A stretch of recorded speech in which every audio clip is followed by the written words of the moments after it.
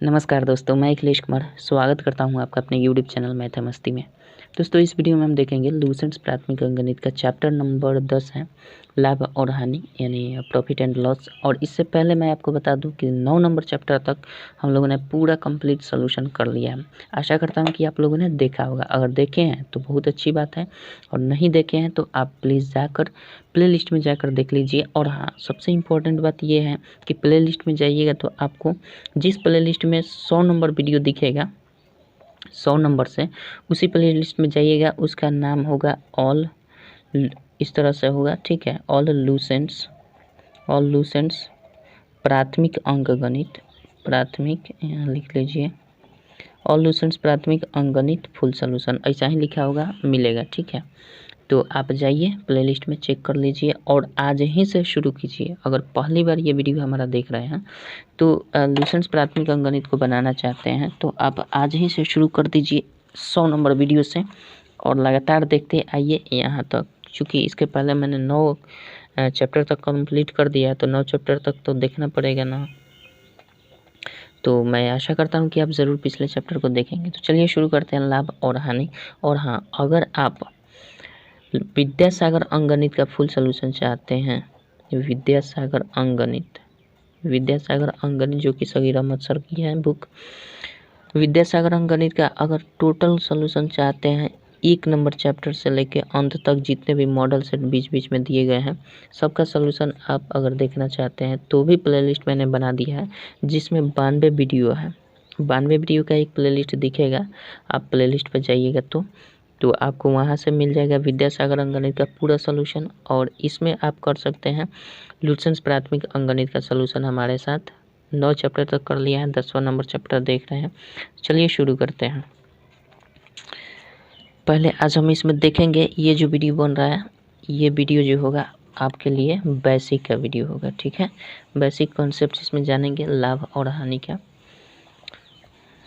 चलिए, तो सबसे पहले लाभ और हानि में बेसिक कॉन्सेप्ट हम जान लेते हैं। देखिए, इस चैप्टर में मुख्य वर्ड जो है ना वो कौन कौन से प्रयोग होंगे और उनका मतलब क्या होता है, उससे मतलब उसको क्या कहते हैं, कैसे कहते हैं, क्या चीज़ होता है वो लाभ और हानि में, उसका रोल क्या है, ये सारी चीज़ पर बात करेंगे। तो देखिए, चैप्टर से ही हमारा क्लियर हो रहा है। एक कह रहा है लाभ और हानि, यही ना कह रहा है लाभ हानि। तो लाभ हानि कब स्थिति बनती है? प्रॉफिट एंड लॉस, यही ना कहते हैं, प्रॉफिट एंड लॉस। कोई भी वस्तु लाभ होगी, किसी भी वस्तु को बेचने या खरीदने से हो सकता है कि लाभ हो सकता है कि हानि हो, ठीक है। तो उसके लिए हमें क्या करना पड़ता है? लाभ और हानि होने के लिए हमें क्रय मूल्य और विक्रय मूल्य का प्रयोग करना पड़ेगा। किसी भी वस्तु को, किसी भी चीज़ को, उसमें क्या करना पड़ेगा? खरीदारी करनी पड़ेगी, खरीदारी करनी पड़ेगी, जिसे हम क्या कहते हैं? क्रय मूल्य कहते हैं, जिसे हम क्या कहते हैं? क्रय मूल्य कहते हैं।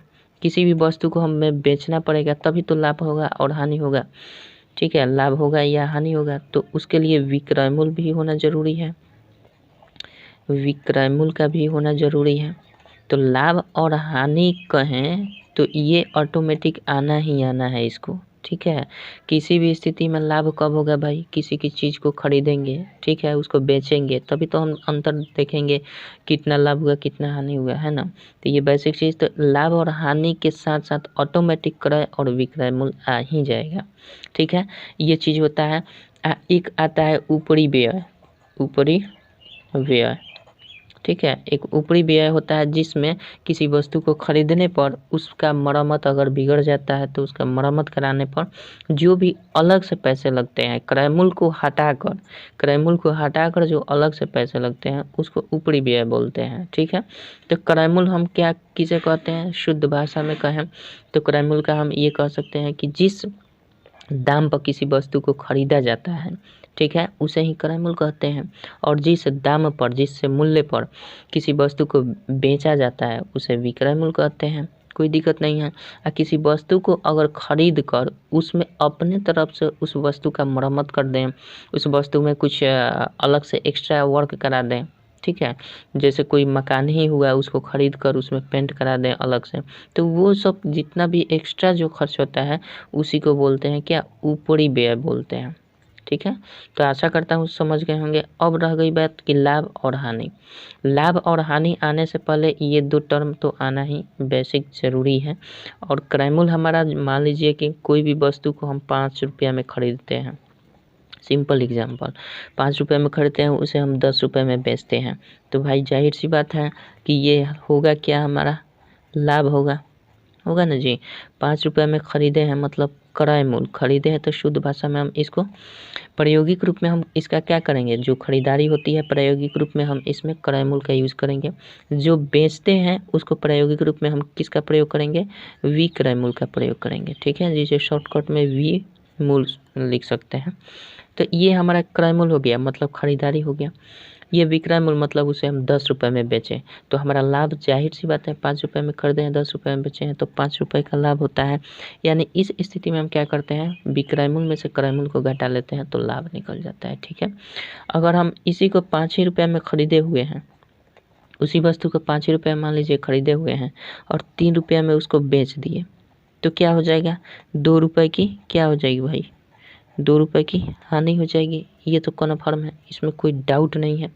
अब बात करते हैं कि लाभ कब होता है भाई, हानि कब होती है। ठीक है, तो इसको हम रिलेट कर रहे हैं कैसे, लाभ तभी होगा जब हमारा क्रय मूल्य कम हो और विक्रय मूल्य अधिक हो।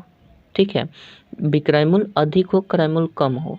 और हानि कब होती है, जब हमारा क्रय मूल्य अधिक हो, मतलब खरीदे हैं अधिक में और बेचेंगे कम में, यानी क्रय मूल्य अधिक हो और विक्रय मूल्य कम हो तो हमारा हानि होता है। अब इससे संबंधित जितने भी फॉर्मूले हैं इस चैप्टर में, पूरे चैप्टर भर में जितने भी फॉर्मूले आएंगे उसका हम आपको बता दे रहे हैं। उस फॉर्मूला को आपको ध्यान में रखना होगा जिससे कि पूरा चैप्टर सॉल्यूशन आपको करने में दिक्कत ना हो। ठीक है, चलिए शुरू करते हैं उसको। ये मुख्य तथ्य तो आप समझिएगा, लाभ कैसे होता है, हानि कैसे होता है, ये समझाने वाली बात भी नहीं है। ठीक है, ये तो आप जानते भी हैं, दैनिक जीवन में हम उपयोग इसका करते हैं, है ना। एक छोटा सा बच्चा भी लाभ हानि जान जाएगा, कैसे, अरे उसको 2 रुपया दे दीजिए, 2 रुपया के कह दीजिए कि जाकर मिठाई दुकान से खरीद लाओ, अगर दुकानदार उसे कम दे दिया तो उसे समझ जाएगा कि कुछ दाल में काला है, या तो वो रोने लगेगा, नहीं तो घर पे आके क्या तक करेगा, उड़हन देगा, उड़हन मतलब शिकायत करेगा। तो ये लाभ हानि उसको भी, बच्चा को भी समझ में आता है कि कहाँ लाभ होता है कहाँ हानि होता है। जब कम पैसे में उसे अधिक सामान मिल जाए तो वो समझ जाएगा, गच हो जाएगा, ठीक है, हंसने लगेगा, खुश हो जाएगा। लेकिन वहीं कम रुपए में कम, उससे भी कम दे दिया जाए जिससे उसका संतुष्टि न हो, तो वो समझ जाता है कि भाई इसमें कुछ कमी है, यानी हानि है। ठीक है, वो शाब्दिक रूप, प्रायोगिक रूप नहीं दे पाता है लाभ हानि से संबंधित, लेकिन वो समझता है, बच्चा भी समझता है लाभ हानि। चलिए, ये तो खैर, अब इसमें देखिए प्रयोग करने वाला जो सूत्र है उसको हम लिखा दे रहे हैं। हालांकि ये जानते होंगे आप, अगर नहीं जानते हैं तो अच्छी बात है कि देख रहे हैं, और जानते हैं तो कोई बात नहीं है, नहीं भी देखेंगे तो चलेगा, लेकिन देख लेंगे तो और बेटर रहेगा। देखिए, किसी भी स्थिति में लाभ कब होती है, किसी भी स्थिति में लाभ कब होगा, जब हमारा खरीदारी कम होगा और बेचने वाला जो दाम होगा, विक्रय मूल्य जो होगा अधिक होगा, तभी तो हमें लाभ होगा। तो हम क्या करेंगे, हमेशा लाभ बराबर विक्रय मूल्य में से क्या होता है, विक्रय मूल्य में से क्रय मूल्य को घटा देते हैं तो वो हमारा निकल जाता है क्या, लाभ। मान लीजिए कि हमने खरीदा है 5 रुपये में, ये क्रय मूल्य हो गया हमारा, ठीक है, और विक्रय मूल्य हमारा 10 रुपया है, तो जाहिर सी बात है 5 में से तो 10 घटेगा नहीं, हमेशा 10 में से 5 ही घटेगा, तो इसलिए हम विक्रय मूल्य में से क्रय मूल्य को घटाते हैं। ठीक है, तो इस तरह से हमारा फॉर्मूला बन जाता है, विक्रय मूल्य माइनस क्रय मूल्य बराबर क्या होता है, लाभ होता है। ठीक है, अब इस लाभ से अगर हम बात करें तो यहाँ से अगर हम विक्रय मूल्य निकाल दें, विक्रय मूल्य का फॉर्मूला अगर पूछ दिया जाए, विक्रय मूल्य, तो क्या हो जाएगा बताइए। विक्रय मूल्य अगर पूछा जाए तो सिंपल हम लाभ, और ये चला जाएगा प्लस में, लाभ प्लस क्रय मूल्य कर सकते हैं। ठीक है, कभी कभी आपको यूज़ करने को मिल सकता है। और यहीं से हम अगर केवल क्रयमूल निकाल दें, क्रयमूल यहाँ से निकाल दें तो सिंपल सी बात है भाई, विक्रयमूल माइनस क्या कर देंगे, यहाँ से क्रयमूल अगर निकालना हो तो विक्रयमूल माइनस लाभ कर देंगे कि नहीं, बताइए, हो जाएगा बिल्कुल। तो एक कॉन्सेप्ट से आपका दो एक्स्ट्रा बन गया, दो एक्स्ट्रा फार्मूला बन गया। हालांकि इसी पर आप पक्षांतर करके आप कर सकते हैं, ठीक है। दूसरी स्थिति आती है, ये तो लाभ क्रयमूल विक्रयमूल हमने समझा दिया। चलिए अब हानि एक बार होती है। हानि की स्थिति कब आती है भाई, हानि जब भी क्रयमूल में से विक्रयमूल जब घट जाता है तो हानि हो जाती है भाई, जिसका मान निगेटिव ना आए। तो क्रयमूल में से सिंपल विक्रयमूल घट जाएगा, यानी कहीं ना कहीं क्रयमूल जो खरीदे है उसका दाम अधिक होगा, विक्रयमूल जो बेचे है उसका दाम कम होगा, तभी तो इसमें से ये घट जाएगा, तो हानि हो जाएगा। तो यहाँ से हानि एक बन गया हमारा। तो हानि बराबर क्रयमूल माइनस विक्रयमूल होता है। यहाँ से अगर हम क्रयमूल केवल निकालना चाहें, क्रयमूल, तो क्या कर सकते हैं, हानि आप प्लस, ये पक्षांतर करेगा तो हानि प्लस विक्रयमूल हो जाएगा कि नहीं, हानि प्लस विक्रयमूल हो जाएगा। अच्छा, यहाँ से अगर हम विक्रयमूल निकालना चाहें, हानि की स्थिति में ये काम हो रहा है, यहाँ भी विक्रयमूल है, यहाँ भी क्रयमूल है, लेकिन ये लाभ वाला स्थिति में है, और ये किस स्थिति में है, हानि वाला स्थिति में। तो विक्रयमूल अगर हानि वाला स्थिति में निकाला जाए तो क्रयमूल माइनस क्या कर सकते हैं, क्रयमूल माइनस इसको घटा देंगे हानि, क्रयमूल माइनस हानि, तो क्या हो जाएगा, हमारा निकल जाएगा विक्रयमूल। हालांकि ये चीज़ याद करने की बात नहीं है, ये समझने वाली बात है। तो यहाँ से एक कॉन्सेप्ट से आपका दो फार्मूला यहीं पे तैयार हो गया, कोई दिक्कत नहीं है, ये चीज़ होता है, ठीक है। अब रह गई बात कि अगर इसमें हमारा दिया हो, ये कितने फार्मूला हो गए, 1 2 3 4 5 6 फार्मूला आपका ऐसे ही कंफर्म हो गया। अब रही बात कि एक बहुत ही इम्पोर्टेंट फार्मूला जो कि पूरे चैप्टर भर में हर क्वेश्चन में लगभग इसका प्रयोग आपको देखने को मिल सकता है। चलिए, तो वो चीज़ क्या है, लाभ प्रतिशत आता है। एक तो लाभ हो जाता है सिंपल, कि हम क्या करते हैं, विक्रयमूल में से क्रयमूल को घटा देते हैं तो लाभ हो जाता है। अब लाभ प्रतिशत आपको पूछ देगा, थोड़ा सा डिफरेंट कर दिया प्रतिशत। तो लाभ प्रतिशत का फॉर्मूला होता है लाभ, जितना रुपए में लाभ हो रहा है, प्रतिशत ज्ञात करने के लिए कहता है जितना रुपए में लाभ हो रहा है उस लाभ को लिखेंगे, और नीचे हमेशा क्रयमूल लिखेंगे, क्योंकि क्रयमूल पर ही हमारा लाभ होता है, हमेशा क्रयमूल पर ही लाभ होता है। तो और क्या कर देंगे, गुना 100 कर देते हैं, कोई दिक्कत नहीं है। इस स्थिति में हमारा लाभ प्रतिशत बराबर क्या हो गया, लाभ बटा क्रयमूल और गुना 100, ठीक है। इसका रूप फॉर्म ऐसे भी देखने को मिल सकता है, लाभ और गुना यहीं पे 100 कर देता है, और कहीं कहीं ऐसे ही देखने को मिलता है, कहीं कहीं ऐसे भी देखने को मिलता है। इससे कोई अंतर नहीं है, बस थोड़ा सा एक रूप चेंज हुआ है, बाकी इसमें कोई चेंजिंग नहीं हुआ है। और एक आता है हानि प्रतिशत। हानि प्रतिशत बराबर क्या होता है, हानि, ठीक है। हानि प्रतिशत बराबर हानि और गुना क्या कर देते हैं, इसको ऐसे भी लिख सकते हैं, हानि बटा क्रयमूल हमेशा रहता है, लाभ प्रतिशत निकालिए या हानि प्रतिशत, क्रयमूल हमेशा लाभ प्रतिशत या हानि प्रतिशत हमेशा जो होता है क्रयमूल पर निकलता है। इसको 100 कर देंगे, यही हमारा हानि प्रतिशत निकल जाएगा। इसी का फॉर्म चेंज करेंगे तो हानि गुना 100, केवल तरीका लिखने का अलग है, मान इसका सेम ही होगा, ठीक है। तो ये दो फार्मूला बहुत ही इम्पोर्टेंट है, इसको आप हमेशा ध्यान में रखिएगा, ठीक है। आगे चलते हैं, आगे इस पर बात कर लेते हैं। चलिए, ये तो हो गया लाभ और हानि के यहाँ से 6 फार्मूला ये हो गया, 2 8 फार्मूला हो गए। आगे बढ़ते हैं, कुछ और जान लेते हैं, और देखिए यहाँ पे हमारा लाभ प्रतिशत जो है हानि प्रतिशत है, ये किस स्थिति में होता है, ये भी ध्यान रखिए, रुपए की स्थिति में होता है। रुपए में अगर लाभ या हानि हो, रुपए में लाभ या हानि हो, तो इस स्थिति में हम इसका प्रयोग करते हैं, ठीक है, हमेशा क्रयमूल को नीचे रखते हैं। लेकिन अगर आपको वस्तु की बात किया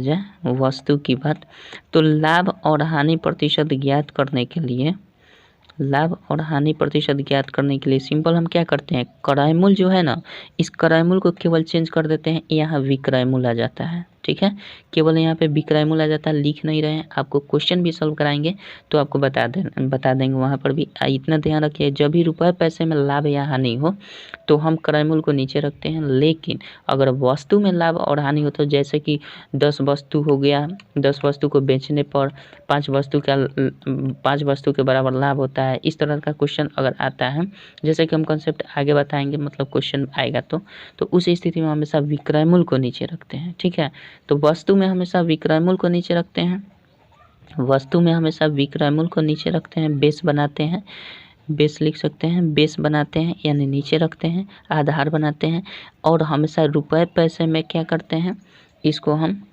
रुपए पैसे में हमेशा क्रय मूल्य को आधार बनाते हैं या बेस बनाते हैं। ठीक है, आगे बढ़ते हैं, कुछ और फार्मूला जान लेते हैं जो कि इसमें प्रयोग होगा। ठीक है, हालांकि क्वेश्चन सॉल्व करेंगे तो आपको सब कुछ समझ में आएगा, घबराइएगा मत। ये बेसिक है, थोड़ा सा टफ लग सकता है क्योंकि अभी उदाहरण तो दे नहीं रहे हैं, केवल आपको फार्मूला बता रहे हैं, तो हो सकता है कि थोड़ा सा इधर उधर हो जाए। चलिए, अब बात आती है, ज़्यादा फार्मूला नहीं है इसमें। अब बात करते हैं कि अगर किसी वस्तु का दाम दिया गया है, क्रय मूल्य दिया गया है, ठीक है, किसी वस्तु का क्रय मूल्य दिया गया है, ठीक है, क्रय मूल्य दिया गया है, ज्ञात है, ठीक है, और हमारा विक्रय मूल्य भी ज्ञात है, लाभ प्रतिशत भी है। ठीक है, ये कितनी राशि है, क्रय मूल्य होगा, विक्रय मूल्य होगा, लाभ प्रतिशत होगा या हानि प्रतिशत होगा, 3 राशियों का जिक्र होगा किसी क्वेश्चन में। ठीक है, तो उस स्थिति में अगर हम क्रय मूल्य निकालना चाहें तो हमारा जाहिर सी बात है 2 राशि दी गई होगी। ठीक है, क्रय मूल्य अगर पूछ रहा है तो 2 राशि दी गई होगी, या तो विक्रय मूल्य दिया होगा और लाभ, नहीं तो हानि दिया होगा। ठीक है, तो क्रय मूल्य बराबर हमेशा क्या करते हैं, विक्रय मूल्य, क्रय मूल्य बराबर विक्रय मूल्य गुना 100 कर देते हैं, अब बटा क्या करते हैं 100, अब प्लस कर देते हैं लाभ के लिए और माइनस कर देते हैं हानि के लिए। ठीक है, प्लस कर देते हैं लाभ के लिए और माइनस कर देते हैं हानि के लिए, लाभ या हानि, ये बटा मत समझिएगा। ठीक है, या समझिएगा। तो ये फार्मूला हो जाता है किसके, क्रय मूल्य के लिए। कब, जब भी आपका बात किया जाए किसके लिए, रुपए पैसों के लिए। ठीक है, रुपए के लिए अगर बात किया जाए, ध्यान रखिएगा, राशि के लिए बात किया जाए रुपए के लिए, तब हम इस पर फार्मूला का क्रय मूल्य में प्रयोग करेंगे। और विक्रय मूल्य में क्या हो जाएगा, विक्रय मूल्य में हम लिखेंगे क्रय मूल्य और गुना कर देते हैं 100 और प्लस माइनस लाभ कर देते हैं, प्लस किसके लिए, लाभ के लिए, माइनस किसके लिए, हानि के लिए। ठीक है, ये प्रतिशत में भी दिया होगा, हानि प्रतिशत, ठीक है, या लाभ प्रतिशत दिया होगा, अब बटा कर देते हैं 100। ये किसके लिए होता है, जब भी रुपए पैसे में कुछ लाभ प्रतिशत, इतना लाभ होता है, या रुपए पैसे में जब भी बात है, जैसे कि क्वेश्चन हम बताएंगे तो घबराइएगा मत, इतना देख लीजिए पहले। तो रुपए पैसे में हमेशा इसका प्रयोग करेंगे। जैसे आपका बात आ जाए वस्तु के लिए अगर बात आ जाए तो सिंपल कुछ नहीं करना है, ये जो क्रय मूल्य दिख रहा है ना आपका, क्रय मूल्य, वस्तु के लिए अगर बात कर दिया जाए तो क्रय मूल्य क्या होता है, सिंपल ये वाला ऊपर चला जाता है, ये वाला नीचे आ जाता है। तो ठीक है, क्रय मूल्य बराबर लिख देंगे विक्रय मूल्य, क्रय मूल्य बराबर विक्रय मूल्य और गुना क्या कर देते हैं 100 प्लस माइनस लाभ या हानि प्रतिशत। ठीक है, अब बटा क्या कर देंगे, यहाँ पे बटा 100 कर देंगे, केवल ये उलट जाता है। ठीक है, बस इतना ही सा फर्क होता है और इसको बारीकी से समझना ही पड़ेगा आपको। थोड़ा लाइट कम कर देगा, ये समझना पड़ेगा। और वस्तु के लिए अगर फिर बात किया जाए और इसमें विक्रय मूल्य की बात किया जाए और इसमें भी तीनों राशियां दिया गया होगा, तीनों राशियों का जिक्र होगा, मतलब 2 तो दिया ही गया होगा, विक्रय मूल्य या तो क्रय मूल्य और लाभ या तो हानि, ये दिया होगा, और एक ज्ञात करने के लिए, मतलब 3 राशियों का टोटल क्रय मूल्य, विक्रय मूल्य, लाभ, हानि का प्रयोग किया गया होगा। तो विक्रय मूल्य ज्ञात करने के लिए हम क्या करते हैं, क्रय मूल्य और गुना कर देते हैं, सिंपल इसको उलट देंगे, अब चला जाएगा ऊपर 100 और नीचे क्या हो जाएगा 100 प्लस लाभ के लिए माइनस हानि के लिए, तो लाभ या हानि प्रतिशत, कोई दिक्कत नहीं है। तो बस ये फार्मूला आपको ध्यान में बिल्कुल और बिल्कुल रखना ही पड़ेगा, कोई दिक्कत नहीं है। तो बस इतना फार्मूला आप ध्यान में रखिएगा। और जैसे ही क्वेश्चन बताया, देखिए हालांकि इसमें क्वेश्चन का टाइप देखा जाए तो बहुत टाइप का क्वेश्चन है, लेकिन बेसिक जो चीज़ था वो चीज़ मैंने बता दिया। अब क्वेश्चन का टाइप बताएंगे तो फिर वही चीज़ आपको क्वेश्चन में भी बताना पड़ेगा हमको, चूँकि क्वेश्चन उस टाइप का दिया है। तो जैसे जैसे क्वेश्चन आएगा वैसे वैसे मैं उसका बेसिक भी बताते चलूँगा और उसका ट्रिक भी बताते चलूँगा, ठीक है। तो जिसका जो संभव हो मैं बताते चलूँगा। तो आशा करता हूँ कि ये आप ज़रूर याद रखेंगे, ठीक है। और नहीं याद रखेंगे तो दिक्कत होगा, ठीक है, आप ही के लिए बोल रहे हैं। तो ये चीज़ आप हमेशा ध्यान में रखिएगा। चलिए, तो मिलते हैं अगले वीडियो में चैप्टर से। तब तक के लिए जय हिंद, जय भारत।